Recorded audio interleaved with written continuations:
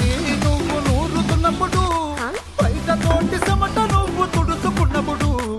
దండాన నీ సొక్క ఆరేస్తున్నప్పుడు నీ ఒంటి వాసన తెగ గుర్తొచ్చినప్పుడు రెండు చేతులెత్తి జుట్టు ముడిసినప్పుడు జండు కత్తుకొని పడుకున్నప్పుడు అలసిపోయి నువ్వు ఆవలించినప్పుడు వచ్చుండై ఫీలింగ్స్ వచ్చి వచ్చి చంపేస్తుండై